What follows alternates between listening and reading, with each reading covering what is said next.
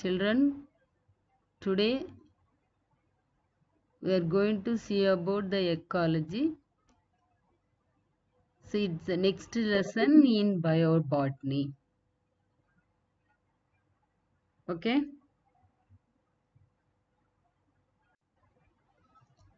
Ecology is derived from two Greek words. Ekios, it was first proposed by Reiter. Definition of ecology was given by Ernst Haeckel.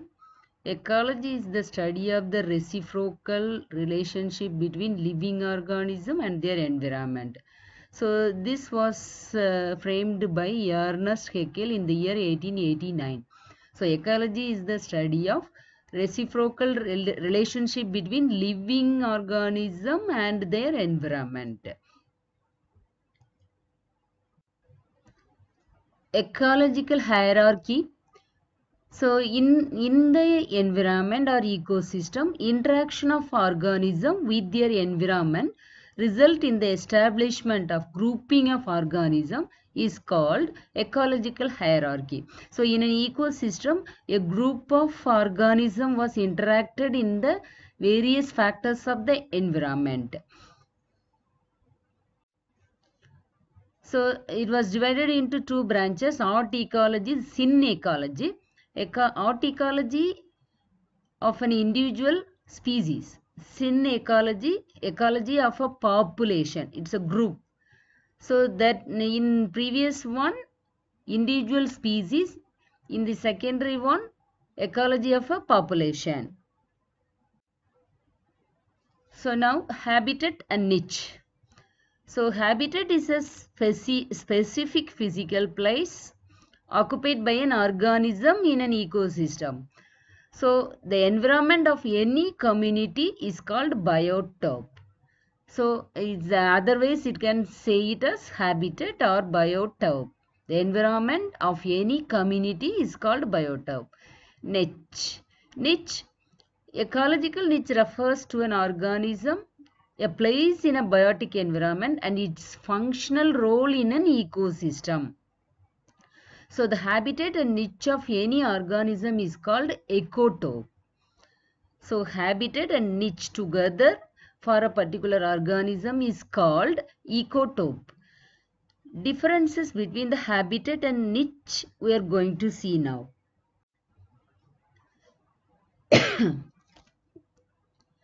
Ecological equivalence. So taxonomically different species occupying similar habitat in different geographical regions are called ecological equivalence. For example, in a particular niche, various kind of organisms living together in different geographical region, that is called ecological equivalent. Then species of epiphytic orchids of Western Ghats of India differ from the epiphytic orchids of South America. So they are occupying, they both are epiphytic but occupy in the different environment. This was in India, that was in South America. This was the best example. And then species of grassland of Western Ghats different from the temperate grassland of Stephy in North America. So these are such a kind of species are called ecological equivalence. So now ecological factors. What are the factors involved in ecosystem? So classified into two, living and non-living. Living means biotic, non-living means abiotic. And it is grouped into four major classes: climatic factor, edaphic factor, topographic factors, biotic factors. So in this picture, you can see that the interaction of environmental factors affecting a plant. So what are the factors that are involved here? Soil is there, then sunlight, then carbon dioxide in the atmosphere, and they are releasing oxygen, and various kind of animals are lives under the tree, on the bark and above the tree, and below the tree also under the soil. So these are interacting with one another in various factors. So various effects of light upon a green plant and thermal stratification of pond diagram. See, so various effects of light upon a green plant. You can see it in the first one, photosynthesis,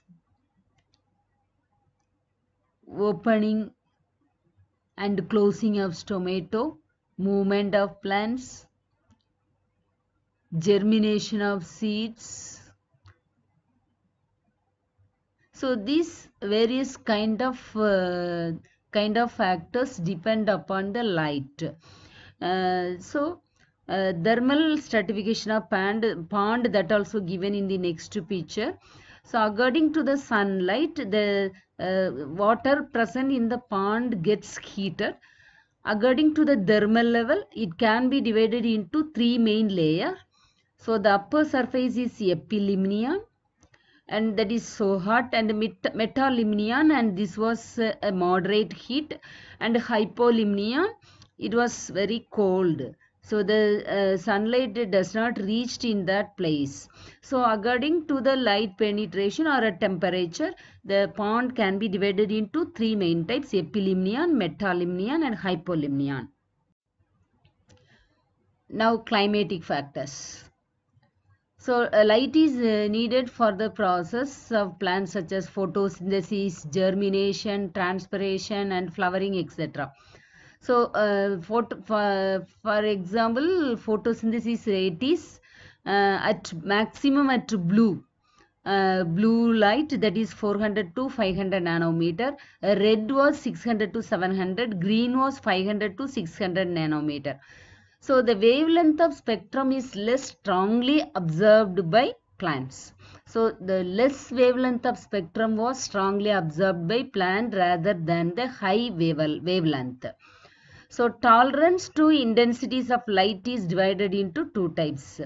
So heliophytes and zeophytes. So light loving plants, they are called as heliophytes. Example, angiosperms, that is flowering plants. Zeophytes, they are shade loving plants. They never like the light. Example, bryophytes and pteridophytes.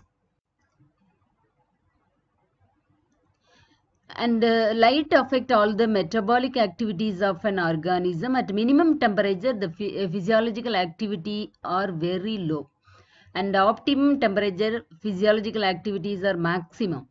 At maximum temperature, the physiological activities will stop. So no physiological function was not happen inside the plant body. So such as transpiration, photosynthesis, etc., respiration, etc. These are some physiological activities of plants. So it was lowest in minimum temperature, maximum in optimum temperature, and it will stop in maximum temperature. So based on the range of thermal tolerance, organism divided into two types: eurythermal and stenothermal. Eurythermal, so here that organism which can tolerate a wide range of temperature fluctuation. So that means at wide range of temperature fluctuation that animal can survive or tolerate. Example, Zostera and Artemisia. Stenothermal. So organism which can tolerate only small range or narrow range of temperature variation. Example, mango and palm tree. So already you have seen in the picture the thermal stratification of pond. Epilimnion, upper layer warmer water; metalimnion, middle layer gradually decrease in temperature; hypolimnion, bottom layer of colder water. So temperature based zonation. So variation in latitude and altitude do affect the temperature and the vegetation. Latitude, you know, altitude. Altitude means height. Latitude means that was in the globe. So nearer to the middle point. So that is called latitude. Already you know the globe here, that various latitude is there. So according to latitude, the distribution of plant and temperature, it will affect one another. Latitude angle from the equator 90 degree at the pole. Then altitude, high place located above the sea level, that is called altitude.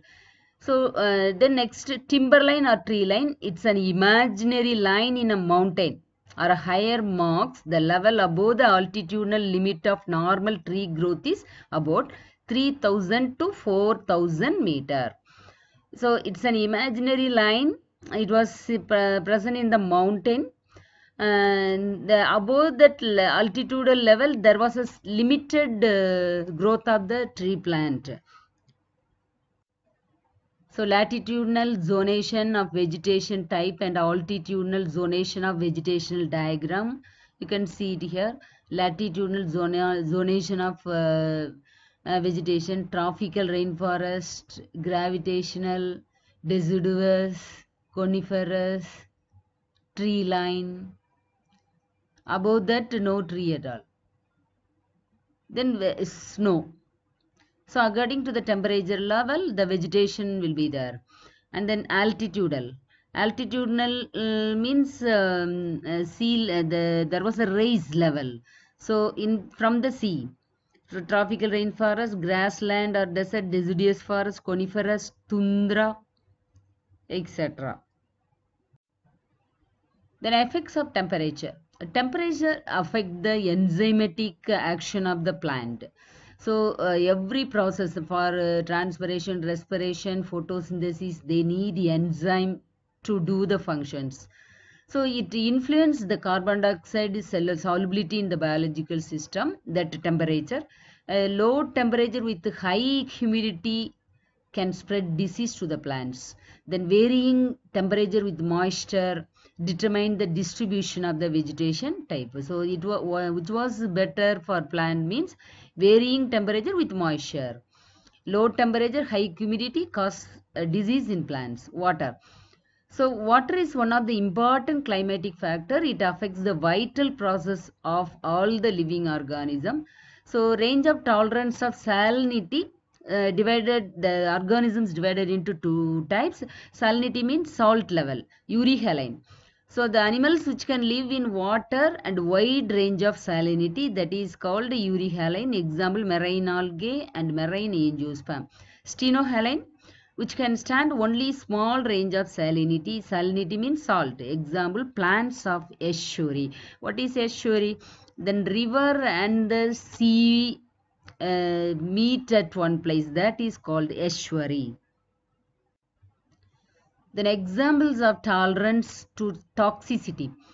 So it's very, very important for treating pollution. So some of the plants are involved in treating pollution or remove the toxicity from the soil. So it was very important. They are doing very important role in pollution free.